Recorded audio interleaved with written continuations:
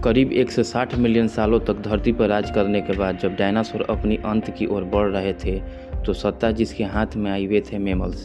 650 करोड़ साल पहले तक जब डायनासोर अपनी ताकत की नोक पर एनिमल किंगडम को दबा कर रखते थे तब ये जीव भी उसी जंगल के हिस्से थे, लेकिन इनका अस्तित्व तो डायनासोर जैसे जानवरों के सामने कुछ भी नहीं था। उन्हें ताकत में जीत पाना भले ही इनके लिए असंभव होगा, लेकिन आने वाले भविष्य इनके नाम लिखा जा चुका था। दोस्तों, 650 करोड़ साल पहले एस्टेरॉयड का तबाही डायनासोर के लिए मौत अपने साथ लेकर आई। डायनासोर का अंत मैमल्स के लिए अवसर था जो रेप्टाइल्स के खत्म होने के बाद डायनासोर को मिला था, यानी सीधी भाषा में कहे तो जंगल पर अब अपनी बदसाहत स्थापित करने का मौका आ गया था। जंगल के दुनिया में मैमल्स वह प्रजाति था जो डायनासोर के समय से ही अस्तित्व में थी। आकार में छोटे होने की वजह से ये जीव आज मौजूद चूहे जैसे दिख रहे थे। तो मैमल्स का शुरुआत इसी तरह से हुई थी। इस स्तनधारी जीव ने खुद को परिस्थितियों में डाल लिया था। फिर जब एस्टेरॉयड के टकराने से विनाश का शुरुआत हुआ तो उन्होंने भी अपने कई साथियों को खोया था, लेकिन ये अपनी प्रजाति को बचाने में सफल रहे। इस महाविनाश के कारण पैदा हुई गर्मी से बचने के लिए मैमल्स ने ज़मीन के नीचे रहना शुरू कर दिया। चूहों को साइज में छोटा होने का फ़ायदा मिला, जबकि डायनासोर को आकार ही उनका बहुत बड़ा दुश्मन बन गया। ज़मीन के नीचे रहते हुए मैमल्स को गर्मी से राहत मिली और भोजन के रूप में उन्होंने हर तरह के कीड़ों और जीवों को अपना शिकार बनाया। वही बात करें ऊपरी सतह की तो वहाँ हो रही वातावरणीय बदलाव मौजूदा जानवरों को तिल तिल कर मार रहे थे। एस्टेरॉयड के टकराने से उत्पन्न गर्मी और धूल के बादल ने पृथ्वी के वातावरण को पूरी तरह से ढक लिया था। अब धरती पर सूरज की रोशनी तक नहीं पहुँच पा रही थी, लेकिन सतह पर मौजूद हीट की वजह से बहुत सारे जानवर मारे जा चुके थे। कई सालों तक जब ये सिलसिला जारी रहा तो पेड़ पौधे पूरी तरह से नष्ट हो गए। प्राकृतिक का बनाया इकोसिस्टम हिल गया। सूरज की रोशनी ना मिल पाने के कारण धीरे धीरे पृथ्वी ठंडी होती चली गई, लेकिन अब तक डायनासोर की आबादी धरती से विलुप्त हो चुकी थी। बचे थे तो केवल 5% जानवर, जिनमें से ज़्यादातर मैमल्स के परिवार से संबंध रखते थे। महाप्रलय के प्रभावों को थम जाने के बाद धूल के बादलों का भी छटनी शुरू हो गया। धरती पर एक बार फिर सामान्य वातावरण होना शुरू हो गया। पृथ्वी पर इकोसिस्टम एक बार फिर से अपने पुराने फेज में आने लगा। इस दौर में मैमल की प्रजाति केवल 5% तक सीमित थी, लेकिन एडेप्टिव रेडिएशन के चलते ये मैमल्स इन्वॉल्व होना शुरू हो गए और इनमें से कई नई प्रजाति ने जन्म लेना शुरू कर दिया। इस प्रक्रिया में लगभग 550 करोड़ साल पहले बंदरों ने जन्म लिया। आपको बता दें कि शुरुआती बंदरों की बनावट से काफ़ी अलग थी। इनके मुख पर आंखें आगे की ओर थी और शरीर छोटा था, लेकिन ये शरीर बनावट ज़्यादा समय तक एक जैसी नहीं रहने वाली थी। इकोसेन इपो के इस टाइम पीरियड में एक सर से इवोल्यूशन हुआ, जिसके वजह से इसके स्पाइनल कोड में बदलाव आया और ये चारों पैरों के बजाय 2 पैर पर खड़ा होना सीख गए। इवोल्यूशन धरती पर मौजूद पेड़ पौधों में भी हो रहा था। वे पूरी तरह एक नॉर्मल फॉर्म से जा चुके थे और धरती का तापमान 24 डिग्री तक पहुंच चुका था। करीब 450 करोड़ साल पहले बदलाव के कारण अब हमारे दिन 24 घंटे के हो गए। इसके साथ ही हमारी टेक्नोप्लेट में भी हलचल शुरू हो गया। अब तक हमारे सभी द्वीप अपनी अपनी स्थिति पर थे। केवल एक नई संरचना होना बाकी था, जिसके तहत 2 नई द्वीप अपनी जगह से खिसक कर एक दूसरे के करीब आ गए। वे वही द्वीप थे जिन्हें आज हम भारत के नाम से जानते हैं।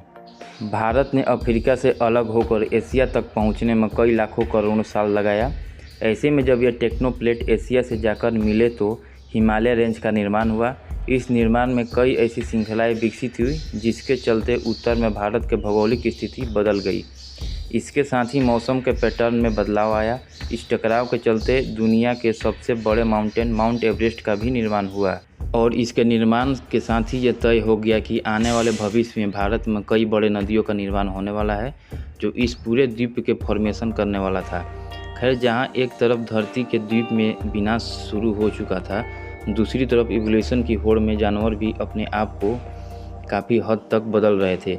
द्वीप को अपने मौजूदा स्थिति में पहुंचने पर जंगलों में भारी गिरावट आ रही थी और मुख्य रूप से ग्रासलैंड का निर्माण हो रहा था। उधर जानवर भी घास के मैदान में रहने के लिए एडॉप्ट हो रहे थे और साथ ही साथ नई प्रजातियों का भी विकास हो रहा था जो ग्रासलैंड में अपना दबदबा बनाना चाह रहे थे। पुराने मैमल्स में भले ही दूसरे जानवरों को मार कर खाने की क्षमता नहीं थी, लेकिन अब विकसित मैमल्स ने दूसरे जानवरों का शिकार करके उन्हें मार गिराने की क्षमता पैदा कर ली थी। और वे दूसरे जानवरों पर भी अपना दबदबा बनाने में कायम हो गए। कहने को तो सब कुछ धरती पर था, लेकिन अब भी एक प्रजाति थी जो धरती से लगभग गायब थी, और वह प्रजाति आने वाले भविष्य में धरती के इतिहास को बदलने वाली थी। जी हाँ, यह प्रजाति थी इंसानों की। लगभग 40 साल पहले पृथ्वी पर फिर एक हलचल हुई और अफ्रीका द्वीप के पूर्वी इलाकों में एक नई माउंटेन रिच बन गई, जिसे आगे चलकर ईस्ट अफ्रीकन रिफ्ट वैली के नाम से जाना गया। पर्वत श्रृंखला के निर्माण से लेकर भौगोलिक स्थिति में बदलाव हुआ, बल्कि मौसमी हवा भी बदल गई। वहाँ मौजूद जंगल में हवा का प्रभाव कम हो गया, जिससे मौसमी हवा वहाँ नहीं पहुँच पाई, और नमी के कमी के कारण वहाँ के जंगल सूख गए। बारिश न होने की वजह से अफ्रीका का यह क्षेत्र काफ़ी सूख गया, लेकिन इस जंगल में रहने वाले जानवरों ने हार नहीं मानी। अफ्रीका के इस क्षेत्र में परसोलेपिड, जो आगे चलकर हमारे पूर्वज कहलाए, पेड़ पर रहने वाले थे। बंदर एक टहनी से दूसरे टहनी पर जाने के लिए अपने आगे की हाथों का सहारा लेते थे, और कभी कभी पेड़ों पर भी 2 पैरों पर खड़े हो जाया करते थे। हालांकि ये अभी तक ज़मीन पर नहीं चल पाए थे, लेकिन इनमें खड़े होने की क्षमता पहले से ही विकसित थी। इससे पता चलता है कि 2 पैरों पर चलना इंसानों की नहीं बल्कि एप्स की खोज थी।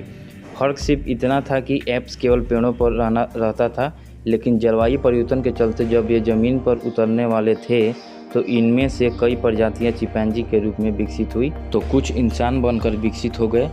इनके आने वाले पीढ़ियों में खुद को बनाने के लिए और अपने विस्तार के लिए पेड़ों से निकलकर ज़मीन का रुख अपनाया। एरिडोपिथेकस रेमिडस ही वो पहले एप्स थे जो भोजन और एक नई घर की तलाश में पेड़ों से उतरकर ज़मीन पर आया। लाखों सालों के इस इवोल्यूशन में एप्स अफ्रीका के हर क्षेत्र में फैल गया, लेकिन इनके हाथ अभी काफ़ी लंबे थे। पेड़ों पर इधर उधर झूलने की वजह से इनके हाथ का आकार बिल्कुल टांगों की तरह हो गया था। ऐसे में कई हजार साल तक विकास से गुजर जाने के बाद इनके शारीरिक ढांचे में काफ़ी बदलाव आने लगा। अब ये 2 पैरों पर बेहतर तरीके से चल सकते थे और ज़्यादा से ज़्यादा एनर्जी बचा सकते थे। पहले जो सर आकार में छोटा था, अब वो बहुत बड़ा हो गया। 23 लाख साल पहले होमो हैबिलिस वह पूर्वज थे जिनके दिमाग का आकार बढ़ गया। आकार बढ़ने की वजह से ये जान गए कि बुद्धि को किस तरह से अपने सर पर सर्वाइवल के लिए इस्तेमाल किया जा सकता है। बुद्धि का कमाल दिखाते हुए सबसे पहले हमारे पूर्वजों ने पत्थर को हथियार के रूप में शार्प करना सीखा। जैसे ही ये तरकीब उनकी काम आई, होमो हैबिलिस ने जान गए कि पत्थर को कैसे हथियार के रूप में इस्तेमाल किया जा सकता है।